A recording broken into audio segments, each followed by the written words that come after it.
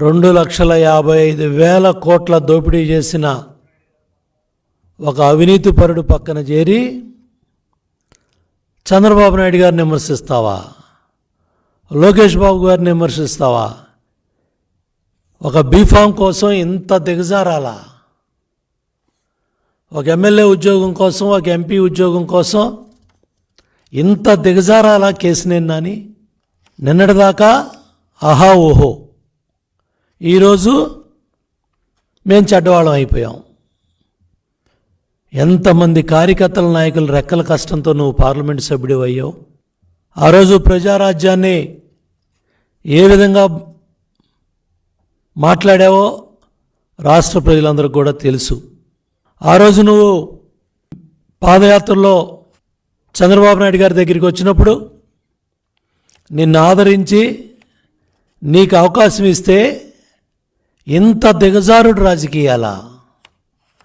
5 ఏళ్ల తెలుగుదేశం ప్రభుత్వ హయాంలో విజయవాడ నగర అభివృద్ధి బ్రహ్మాండంగా పరిగెత్తింది.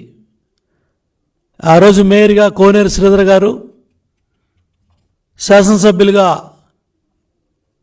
మాజీ పార్లమెంటు సభ్యులు గద్దె రామ్మోహన్ రావు గారు, సెంట్రల్ నియోజకవర్గం బోండా ఉమామహేశ్వరరావు గారు, అట్లాగే వన్ టౌన్లో జలీల్ ఖాన్ గారు, ఇట్లా కృష్ణా జిల్లాలో అందరం కూడా కలిసి విజయవాడ నగరాభివృద్ధి కావచ్చు, కృష్ణా జిల్లా అభివృద్ధి కావచ్చు, కొల్లు రవీంద్ర గారు మంత్రిగా, కొనకళ్ళ నారాయణ గారు పార్లమెంటు సభ్యుడిగా అందరం కూడా కలిసి పెద్ద ఎత్తున విజయవాడ నగరమే కాదు, కృష్ణా జిల్లా కాదు, అన్ని రంగాల్లో కూడా ముందుకెళ్తే నీ ఎంపీ టికెట్ కోసం 100 కోట్ల అభివృద్ధి జరగలేదని దిగజారిపోయి మాట్లాడతావా? ఇంత దిగజారాలా అని నేను అడుగుతున్నా. జగన్మోహన్ రెడ్డి కళ్ళల్లో ఆనందం చూడటానికి ఇంత దిగజారాలా? ఇంత దౌర్భాగ్యపు రాజకీయాలా? ఇంత తప్పుడు రాజకీయాలా? 8 సెప్టెంబర్ 2023 దేశంలో నిజాయితీ ఉన్న కొద్దిమంది నేతల్లో తెలుగుదేశం పార్టీ అధినేత చంద్రబాబు నాయుడు గారు ఒకరని ఎంపీ కేసినేని నాని అన్నారు. సెప్టెంబర్ 23కి 2024 జనవరికి ఏమైందని నేను అడుగుతా ఉన్నా కేసినేని నానిని. ఇవాళ ఎంత దిగజారాలా అని అడుగుతున్నా. నువ్వు ఆ రోజు ట్రాన్స్పోర్ట్ ఎవరైతే అధికారులతో విజయవాడలో గొడవ జరిగినప్పుడు నీ బళ్ళు సీజ్ అయ్యి నీ వ్యాపారంలో నష్టం ఉండి మీకున్న ఇబ్బందుల్లో మీరు వ్యాపారాన్ని వదులుకుంటే దాన్ని నాయకుడికి తెలుగుదేశం పార్టీకి ఆపాదిస్తారా? గత కొన్ని నెలలుగా, గత కొన్ని సంవత్సరాలుగా నోటికి ఇష్టం వచ్చినట్టు పార్టీ నాయకుల్ని, ఇన్ఛార్జీల్ని, గొట్టంగాళ్ళని అన్నిటికన్నా కూడా 53 రోజులు చంద్రబాబు నాయుడు గారు రాజమండ్రి సెంట్రల్ జైల్లో ఉండి విజయవాడ కనకదుర్గమ్మ తల్లి దేవాలయానికి వచ్చినప్పుడు గర్భగుడిలో కావచ్చు, అక్కడ ఆశీర్వాదం ఇచ్చేటప్పుడు మీ అహంకారానికి, మీరు మాట్లాడిన భాషకి ఆ తల్లి కనకదుర్గమ్మే ఈరోజు మీ పతనానికి దారి చూపించింది. ఒక జాతీయ అధ్యక్షులు కుటుంబ సభ్యులతో కనకదుర్గమ్మ దేవాలయానికి వస్తే మీ అహంకారక పూరిత వైఖరితో ఆ రోజు మీరు ఆడిన దుర్భాష కానీ, మీరు మాట్లాడిన మాటలు కానీ ఆ రోజే మీ పతనానికి నాంది పలికాయి.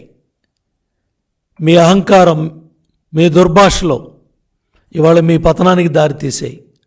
ఒక అవినీతి పరుడు పంచన చేరి తెలుగుదేశం పార్టీ నాయకుడిని ఇవాళ యువగళం పాదయాత్రలో 3132 కిలోమీటర్లు పెద్ద ఎత్తున 226 రోజులు యువగళం పాదయాత్రతో పార్టీ జాతీయ ప్రధాన కార్యదర్శి ఒక చైతన్యాన్ని యువతలో తీసుకురావడమే కాకుండా తాడేపల్లి కొంపకి ప్యాలెస్కి వాళ్ళ వెన్నులో వణుకు ప్రారంభమైందంటే యువగళం పాదయాత్రను గుర్తుపెట్టుకోమని జగన్ రెడ్డికి కేశినేని నానికి తెలియజేస్తా ఉన్నా. రాష్ట్రం మొత్తం యువగళం ప్రజాగళమై ప్రభంజనమై పెద్ద ఎత్తున యువతని చైతన్యపరిచింది. ఇవాళ చంద్రబాబు నాయుడు గారు రా కదలరా అనే పిలుపుకి యువత కేరింతలు కొడతా ఉందంటే దానికి కారణం యువగళం ఒక ప్రజా గళమై పెద్ద ఎత్తున ప్రభంజనమై పోలీస్ కేసులు, రాళ్లదాళ్లు, దగ్గర 53 మంది యువగళం కార్యకర్తల్ని రాజమండ్రి సెంట్రల్ జైల్లో పెట్టి కేసుల్లో పెట్టి జగన్మోహన్ రెడ్డి ప్రభుత్వం అరాచకం చేసినా నిర్భయంగా పాదయాత్ర ముందుకెళ్ళి 3132 కిలోమీటర్లు పూర్తి చేసి ఇవాళ యువతలో చైతన్యం తీసుకొచ్చాడు లోకేష్ బాబు. విజయవాడ పార్లమెంట్ తెలుగుదేశం పార్టీ కంచుకోట. ఆ కంచుకోటలో 2 సార్లు గెలిచి నువ్వు నీ అహంకారంతో ఇవాళ ఆఫ్టర్ ఆల్ అని ఓడిపోయిన మమ్మల్ని నీ అహంకారంతో మదంతో నువ్వు మాట్లాడచ్చు, తిట్టచ్చు. ఎక్కడా దీనికేం మేము ఎరవట్లా, కానీ నీ అహంకారాన్ని ప్రజలు చూస్తూ ఉన్నారు. నువ్వు ఎన్ని సంవత్సరాలుగా నువ్వు మాట్లాడుతూ ఉన్న భాష కానీ, నీ అహంకారపూరిత వైఖరి కానీ, నీ మాటలు కానీ ఎంతోమంది కార్యకర్తల్ని, నాయకుల్ని బాధకు గురి చేసినా నాయకుడి మీద గౌరవంతో అధినాయకుడు పార్టీని కష్టకాలంలో ముందుకు తీసుకెళ్లాలని ఆయన మంచితనం,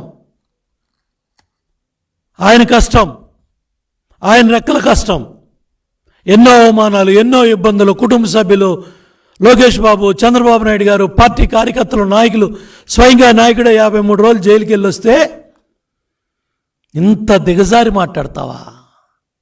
నేను అడుగుతున్నానని వైసీపీ గుండాలు చంద్రబాబు నాయుడు గారి ఇంటి మీద దాడికి వస్తే కేశినేని భవన్ నుంచి కదిలేవా? వైసీపీ నాయకులు గోండాలు మంగళగిరి పార్టీ కార్యాలయం మీద దాడికి వస్తే నోరు తెరిచావా? మాట్లాడావా?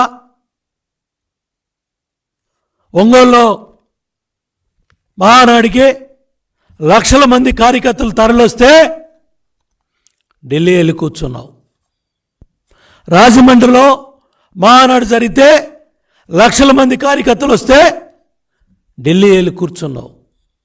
ఇవాళ నువ్వు అనుభవిస్తున్న ప్రోటోకాలు, ఇవాళ నువ్వు అనుభవిస్తున్న భోగాలన్నీ కూడా పార్టీ కార్యకర్తల నాయకుల స్వేదం.